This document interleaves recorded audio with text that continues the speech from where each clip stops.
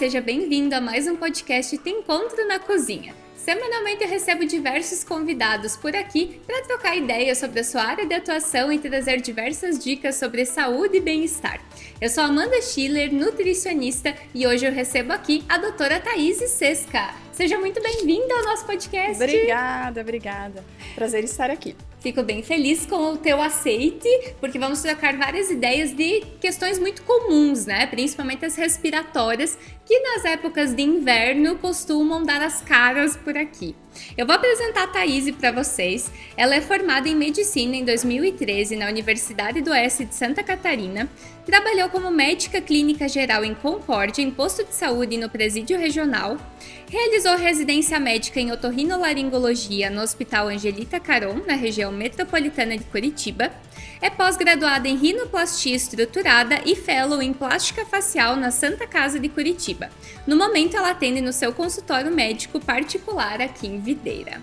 Vamos lá, então, dar início a essa conversa, Thaís. Acho que temos que começar falando das principais questões relacionadas à respiração. Mas eu queria saber como é que você foi parar nessa área, né? O que te chamou a atenção nessa área da otorrino e o que faz um otorrino? Porque é um nome muito longo para essa especialidade, né? E muitas vezes isso gera dúvidas, né? Qual é a principal área de atuação do otorrino? Então, o otorrino é o médico especialista nas questões do ouvido, nariz, garganta e questões do labirinto. As labirintopatias ou as famosas, popularmente conhecida labirintites, né? Então, a função do médico otorrino é no diagnóstico dessas afecções, no tratamento, realização de procedimentos ambulatoriais, como biópsias, limpezas de ouvido, cauterizações de narizes com sangramentos, realização de cirurgias, tanto da parte funcional quanto da parte estética, como a rinoplastia, a otoplastia e a blefaroplastia, que são as cirurgias das pálpebras. E você foi parar nessa área como? O que te brilhou os olhos? Eu sempre gostei mais de estudar a parte de cabeça e pescoço. E também, quando adolescente, eu fui paciente de otorrino. Eu precisei tirar as amígdalas, sempre rinite. Então, era alguém que eu frequentava e já foi me brilhando os olhos dessa área. Então, eu sempre quis, desde que eu entrei na faculdade, é a área que eu queria. E eu também gosto muito porque ela é muito dinâmica. Eu atendo desde o recém-nascido até o idoso. São consultas, né, atendimentos clínicos, cirurgias, procedimentos, então ela tem um misto que isso me agrada bastante. Legal. Hoje, as principais buscas pelo otorrino, né? O que você mais atende no teu consultório hoje? Então, assim, o dia a dia, diminuição da acuidade auditiva, né? Paciente que está perdendo a audição, zumbido, dores de ouvido, infecções de ouvido de repetição, rinites, sinusites, obstrução nasal, sangramentos nasais, dores de garganta, pigarro, tosse, alterações na voz e as tonturas relacionadas ao labirinto. E também pessoas que têm interesse estético de melhorar a estética do nariz, da orelha, também isso. Ótimo, muito bem. Bom, são muitas áreas, né? Abrangem muitas questões, mas hoje a gente vai focar um pouquinho mais em doenças respiratórias. Certo. Porque estamos no inverno, né? Esse podcast está sendo gravado em agosto e essa é uma das queixas mais recorrentes no momento, né? Certo. Vamos começar falando de rinites e sinusites. Como diferenciá-las e os principais sintomas? Certo. Então, a rinite, o sufixo "ite" é para nos submete a uma inflamação. Então, rinite, rino de nariz, ite da inflamação, então é a inflamação da mucosa nasal, tá? Os sintomas mais comuns: a coriza, o espirro, a coceira no nariz, a congestão nasal. A sinusite, aí seria a inflamação que já estende para os seios da face. Então, quando já tem mais dor na face, já faz mais produção de catarro, diminuição do olfato, tosse, e nariz bastante trancado. As principais causas, vamos falar um pouquinho mais da rinite antes, né? Certo. Existe algo genético que envolva? Existe. Então, na rinite, a gente tem vários tipos de rinite. A gente divide entre as alérgicas e as não alérgicas. Então, entre essas alérgicas, sim, tem um cunho genético, tá? Então, pai e mãe que tem rinite, o filho tem a chance 80% de ter rinite, tá?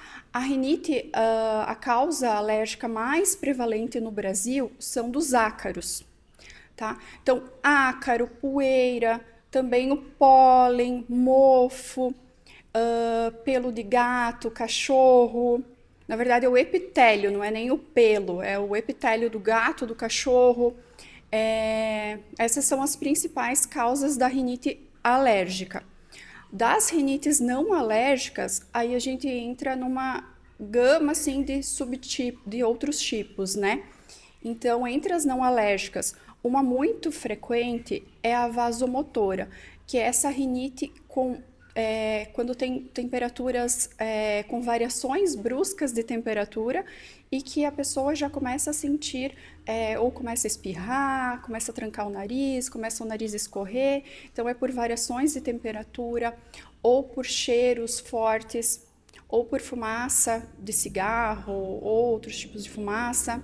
Esse é o tipo da rinite vasomotora. Aí entra uma rinite medicamentosa, que é quem usa Naridrim, ou Naridrim é um nome comercial, mas esses descongestionantes nasais, eles fazem um efeito rebote ali na mucosa nasal, causando um tipo de rinite, que é a rinite medicamentosa. Então, essa seria a causa, o medicamento. Tá?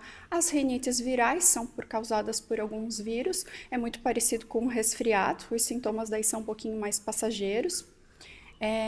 E daí tem as rinites hormonais, rinites que vai acontecer mais na gestação, a rinite do idoso, o idoso é um nariz um pouquinho mais já de atrofia da mucosa, e é um nariz que fica um pouquinho mais úmido, que fica mais com coriza. Algumas rinites também são gustativas, são de causas um pouquinho mais alimentares. Tem pessoas que ao comer algo mais apimentado ou quente, o nariz começa a escorrer ou dar uma trancadinha. Eu acho que essas são as principais. Perfeito. Como prevenir a rinite? Ela pode evoluir de uma gripe, de um resfriado ou geralmente não? Não, geralmente não. Então, a rinite, novamente aquela divisão entre as alérgicas e as não alérgicas. Para prevenir essa rinite alérgica, né? Então, controle do ambiente é fundamental, tá? Se a gente consegue ali já descobrir o que o paciente tem alergia, se é de ácaro, pólen, a gente vai fazer todo um cuidado no ambiente que ele mora, né? Que ele convive. Se é do ácaro, trocar travesseiros com frequência, não passar de 2 anos essa troca, evitar cobertas com pelos, evitar tapetes no quarto, bichos de pelúcia, ambientes arejados, se é do epitélio do gato, cachorro, ter esse animal sempre com banhos frequentes, evitar o contato muito próximo, pelo menos não dormir junto com o animalzinho seria, né, o ideal, lavar as mãos após o contato. Se é do pólen, que é um pouquinho mais frequente na primavera, cuidar nos momentos que abre a casa para arejar. A polinização, ela se acentua mais no início da manhã, então às vezes tem que esperar um pouquinho para abrir a casa para arejar, porque senão já começa a ter muitos sintomas. E daí, entre as rinites não alérgicas, a prevenção seria a vasomotora, evitar trocas bruscas de temperatura, evitar contatos com cheiros fortes, com fumaças. Da rinite medicamentosa, evitar o uso dos descongestionantes nasais, ir consultar caso tenha uma obstrução nasal e está dependente desses descongestionantes, buscar a causa e o tratamento, né? E algo comum a todas as rinites é a lavagem nasal. Então, aquela limpeza nasal feita com soro fisiológico diariamente, ela é fundamental na prevenção dessas rinites. Perfeito. Depois que já está instituída a rinite, o que a gente pode fazer para tratar? O ideal é consultar com um médico otorrino, porque daí eu vou conseguir definir o que está acontecendo, qual a causa, e daí a gente vai instituir o tratamento. O que já dá para fazer em casa é já tentar meio que descobrir esses gatilhos que está causando a rinite, já ir evitando, melhorando em casa. A lavagem nasal é algo que já dá para fazer, e dependendo vai precisar de tratamento um pouquinho mais específico, que daí o otorrino vai ser o médico que vai orientar correto esse tratamento. Interessante, tinha muitas coisas que eu não sabia sobre. Muito legal. Legal. E agora sim sobre a sinusite, né? Já diferenciando aqui Sim. um pouquinho. Nesse sentido, quais seriam as principais causas? A sinusite, ela pode ter ali uma causa alérgica inicialmente, que pode até ser uma evolução de uma rinite, ou é uma causa viral, ali de uma gripe, um resfriado, e evolui para uma sinusite, tá? Essa também é fundamental, a lavagem nasal como prevenção. Excelente. Tratamentos também dependem de cada caso. Depende. Tem sinusites que as causas são virais, que vão ser tratamentos mais sintomáticos. Bastante lavagem nasal, controle um pouquinho da dor, mas alguns casos que evoluem para bacteriana, aí tem que entrar com antibióticos. Os principais sintomas de sinusite, o que ela mais se diferencia da rinite? Então, a obstrução nasal com secreção, então aquele catarro persistente, o catarro que muitas vezes goteja lá para a garganta, causando até um pouco daquele pigarro, né? Facialgia seria uma dor em face, tipo peso, diminuição do olfato também, tosse também, porque daí é aquela secreção que goteja para a garganta. A tosse vai ser um mecanismo ali de defesa para essa secreção, esse catarro não ir para os pulmões. Acho que é basicamente isso. Perfeito. Dor de cabeça também? Dor de cabeça também, ali junto com a facialgia, né, que é a dor em face. Já nesse sentido, eu fiz algumas perguntas no Instagram, já esperando, né, que as pessoas trouxessem as suas principais dúvidas. E sobre sinusite, uma pessoa comentou que ela tem uma rotina saudável, geralmente, Certo. mas quando consome alguns alimentos diferentes, principalmente laticínios, gorduras, aquilo que sai um pouco do contexto, no dia seguinte ela acorda com sintomas similares à sinusite. Faz sentido essa relação? Até pode. Então, assim, provavelmente é algo que ela já tem meio de base. Provavelmente esse nariz já não é tão perfeito, digamos. Alguma coisa funcionalmente ali já tem. E daí, quando ela exagera em laticínios, que vai aumentar ali o muco, dá uma edemaciada na mucosa, come um pouquinho fora da rotina, vai ter assim um pouquinho de sintomas. Então, a associação com a sinusite tem. Entendi. Então, talvez alguma questão de base já. Questão de base. A gente Provavelmente já ela já tem sinaliza. uma questão de base para gerar isso. Porque em pessoas que não têm nada, não pode, assim, porque eventualmente a gente vai comer diferente numa festa, numa viagem, em algumas situações, e não é para ter sintomas, né? Então, alguma coisinha provavelmente ela já tenha. Sim. Puxando isso um pouco para o lado nutricional, realmente a gente visualiza que é um relato frequente entre as pessoas que mudaram a alimentação, estão comendo de uma forma mais saudável e quando abrem alguma exceção, se sente inflamado, vamos dizer assim. Sim. E isso geralmente vai para o órgão que a pessoa já tem alguma questão antes. Pois é. Né? Como eu falei antes, né, rinite e sinusite são inflamações, né? Então, ali a gente usa o sufixo "ite", né, para denominar as inflamações. Então, já tem uma área, provavelmente ela já tem uma área um pouco inflamada, mas como ela tem um hábito saudável, vive bem, come bem, no dia a dia isso não está incomodando muito, sai um pouquinho da rotina, come, ingere um pouquinho mais de alimentos inflamatórios, né, como a gente diz, aí vem o sintoma. Uhum. Talvez dicas práticas aqui já nesse sentido, aumentar o consumo de água para Com ajudar ali a certeza, com fazer o certeza. muco. Exatamente. Então, na própria sinusite, né, como eu falei, normalmente é muita secreção, catarro, né? Então, ingestão de água para rinite também, hidratação é fundamental. E claro, alimentação saudável como um todo, dormir bem também faz parte, né, para nosso sistema imunológico se recuperar. Então, dormir se conseguisse 8 horas por dia ali seria fundamental, se exercitar, enfim, esses hábitos saudáveis a gente vê que se repetem em várias áreas, né? Tô aqui falando de otorrino, de nariz, de gripes e tal, mas se repete em várias áreas. Um sono adequado, alimentação saudável, ingestão de água, exercício físico. Então, assim, às vezes parece meio repetitivo, mas é isso mesmo, né? Acho que talvez por isso que a gente repete Por tanto. isso que a gente repete É tanto, porque pode realmente ser. faz sentido. Exatamente. Uhum. É por aí.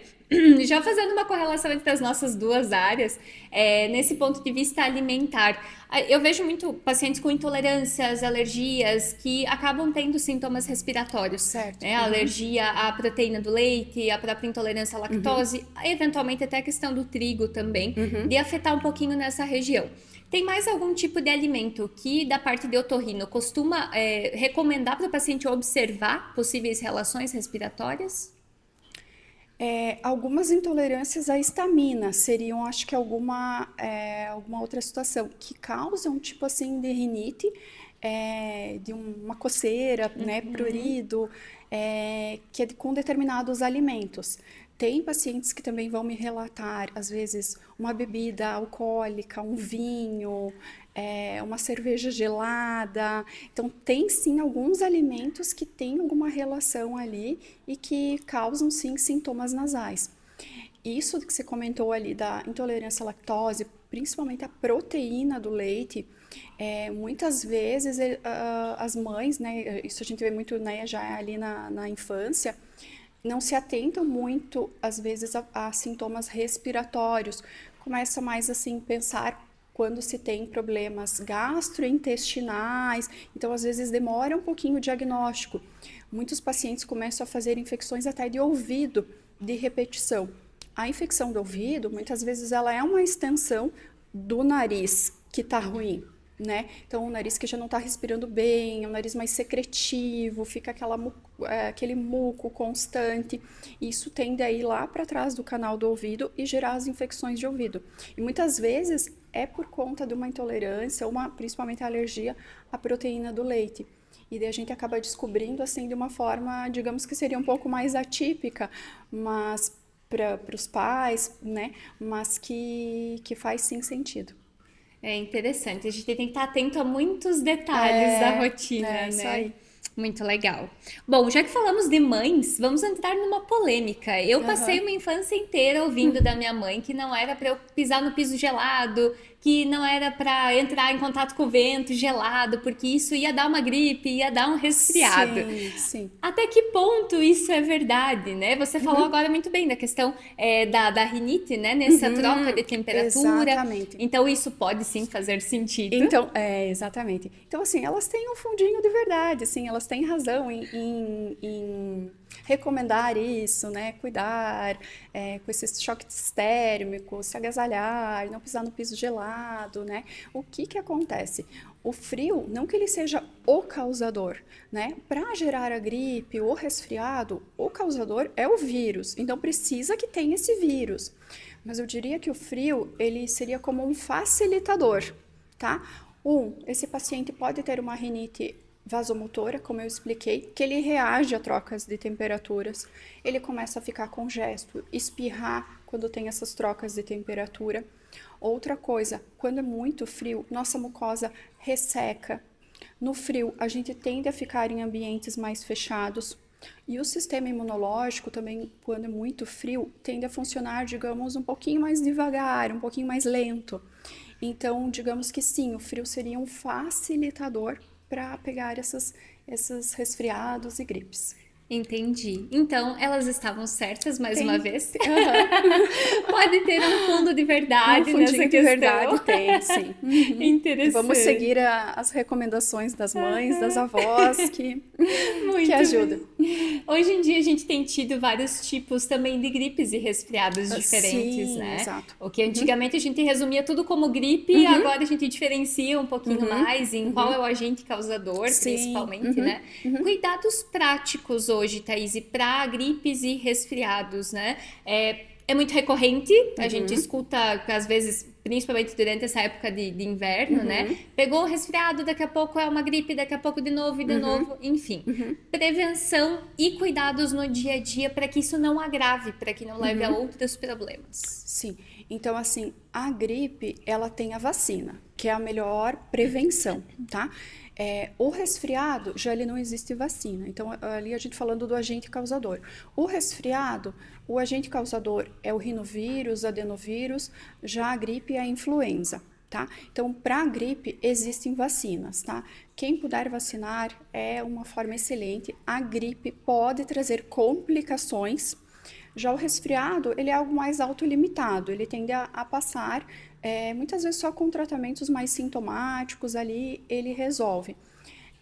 Agora, a gripe pode trazer complicações. Voltando então ao que a gente já falou, a alimentação saudável, hidratação, sono adequado, exercício físico, isso são formas também de prevenir, porque a gente vai estar com o sistema imunológico ali em pleno funcionamento para combater ali o agente. Então, já que a gente comentou das vós ali, das mães, então também cuidar com trocas bruscas de temperatura, ambientes muito fechados, a gente também tem que ter um certo cuidado, tem que ter certa ventilação. Na pandemia ali do coronavírus, a gente também aprendeu alguns cuidados de higienizar as mãos, também é fundamental, porque a gente tende a levar a mão para o rosto, para o nariz, para a boca, né? Ou às vezes já vai comer algum alimento e não lavou as mãos. Então, lavagem das mãos também é adequado. E também a lavagem nasal, voltando, também é uma forma muito boa de prevenção. Já que estamos falando da lavagem nasal, qual é a forma correta de fazê-la? Porque aqui eu já quero fazer um adendo que eu já fiz errado.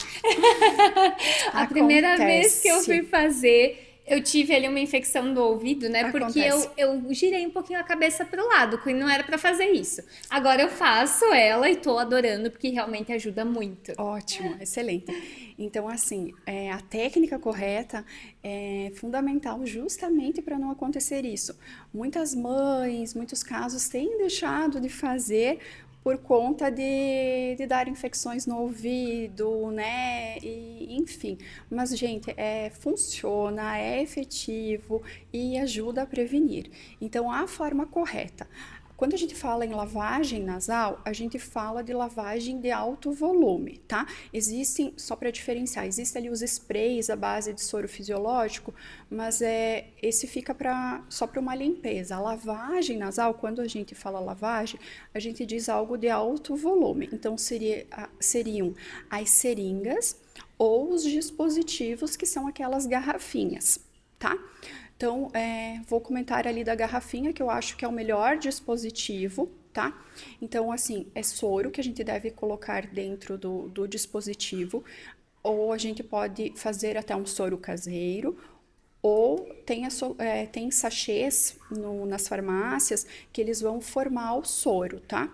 Então, também a temperatura ali desse soro, agora no frio a gente deixa um pouquinho mais morno, tá? Não põe o soro gelado, senão ele vai ser um pouquinho ruim ali, desconfortável para a mucosa, tá? Então, um sorinho morno, ok, estando com a garrafinha ali preparada, certinho, a técnica correta. Então, vamos considerar que a gente tá ali numa pia, no banheiro, né?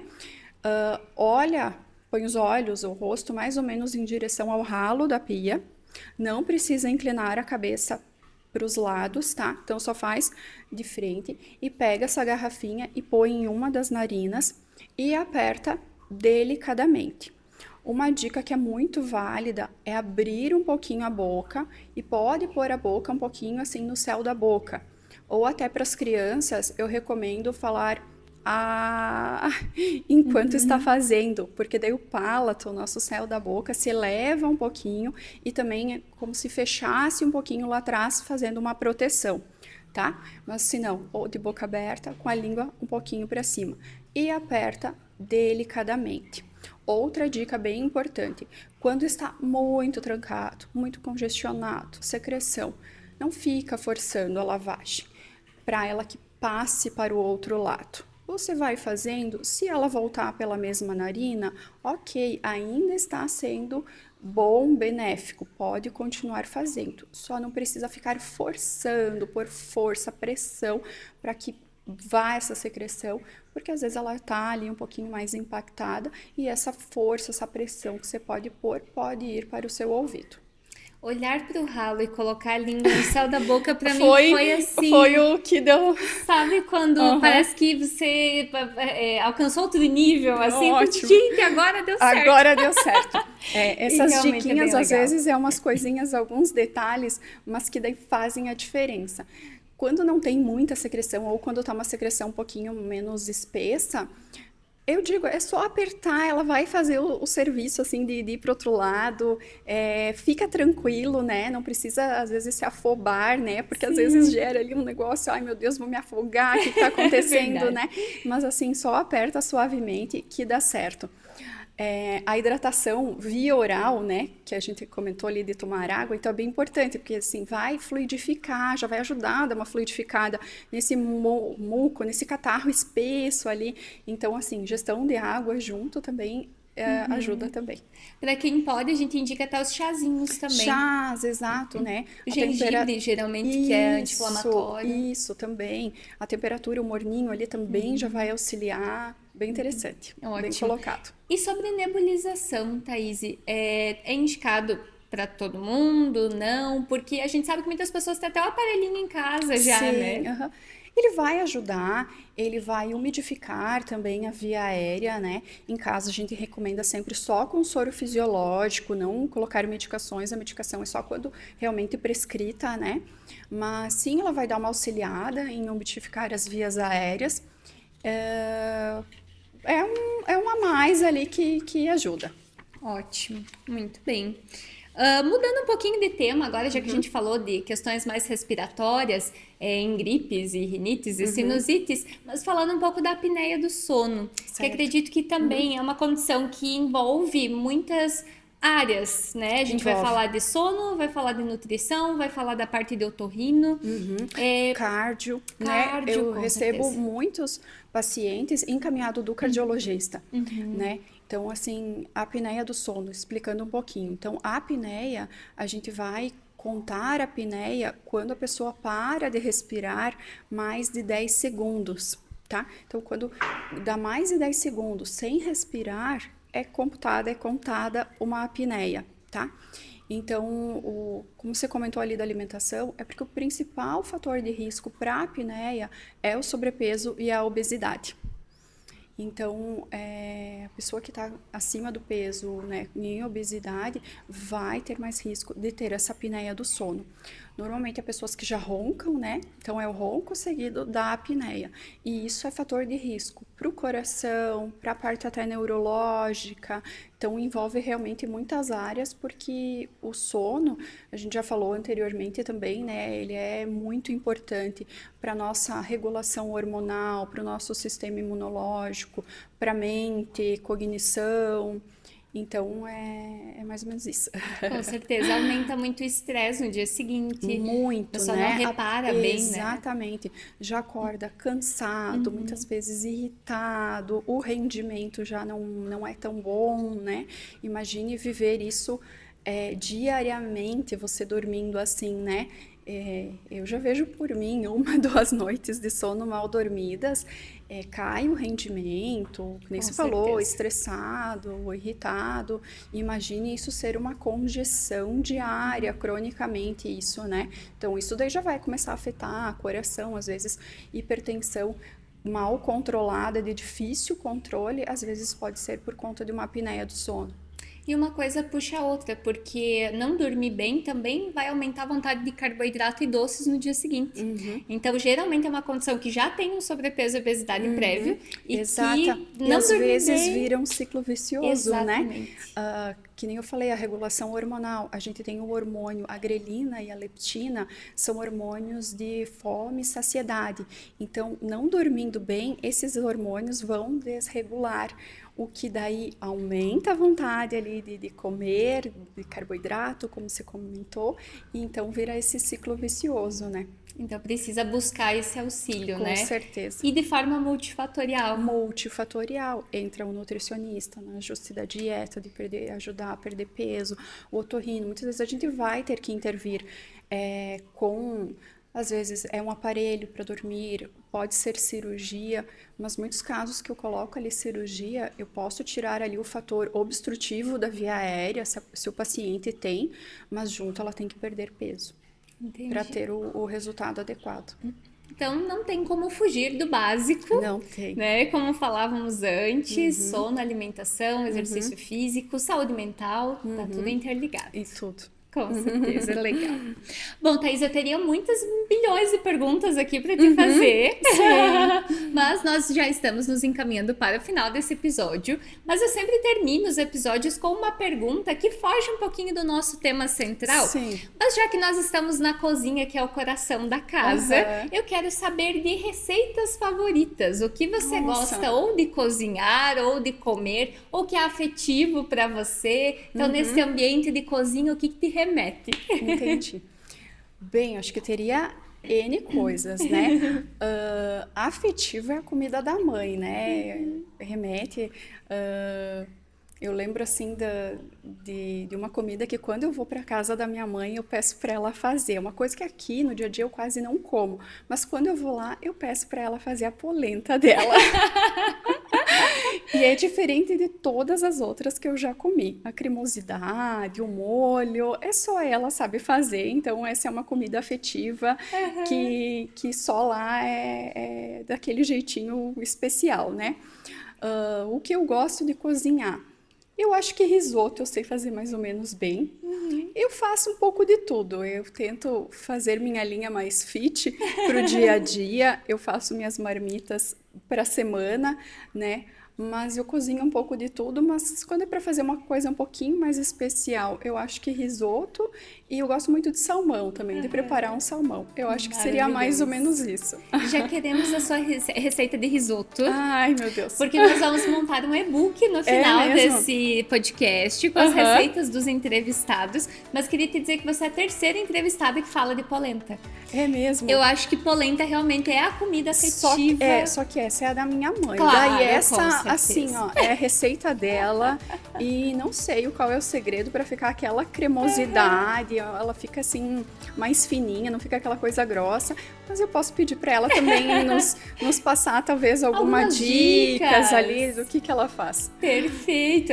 E o legal é isso, é que cada pessoa coloca a sua intenção, tem uma mãozinha diferente ali na receita, né? Sim. Que legal. Ótimo. Thaís, e como as pessoas te encontram? Fale um pouquinho mais dos teus contatos, tua localização aqui do consultório. Certo. Então, eu estou localizada no Hospital de Olhos, na Victor Meirelles, ali no 2º andar. Eu faço atendimentos também, a gente comentou ali que é atendimento particular no consultório, mas eu presto atendimentos para o SUS, para o Sistema Único de Saúde, são atendimentos muitas vezes ali no hospital, tá? No Hospital Divino Salvador, a gente tem um centro de especialidades ali, então eu presto atendimentos ali, tá? Antigamente estava operando também em Fraiburgo, também fazia multirões do estado, de cirurgias do estado, cirurgias também pelo SUS, mas com tanta demanda aqui na cidade, então estou ficando um pouquinho mais aqui. Então é principalmente ali no meu consultório, no Hospital de Olhos. Você tem o Instagram também que você comenta e mostra um pouco mais do teu trabalho, né? Tenho sim. Tenho que aprender um pouquinho mais com a Amanda, ser um pouquinho mais participativa nas redes para mostrar um pouquinho mais do trabalho e tudo mais, mas ainda não tenho toda E a demanda é alta também, A demanda né, é alta, Thaís? a demanda é alta. Às vezes as coisas passaram e, poxa, seria às vezes interessante ter mostrado isso, ter compartilhado com as pessoas, mas às vezes é muita coisa, correria e quando vê, passou. Com certeza. Mas pode me encontrar nas redes, doutora com DRA, né? Thaís com TH, Thaís Sesca. É a minha rede, é o meu Instagram. Muito bem. Thaís, muito obrigada por estar comigo hoje. Obrigada também. Obrigada pelo convite, adorei. Obrigada. E nós vamos nos encaminhando para o final de mais um episódio do Te Encontro na Cozinha. E eu quero que você compartilhe esse vídeo com todo mundo que pode se interessar por esse conteúdo, deixe o seu like e não deixe de assistir os demais vídeos dessa série. Eu te espero no próximo episódio. Um beijo e até mais!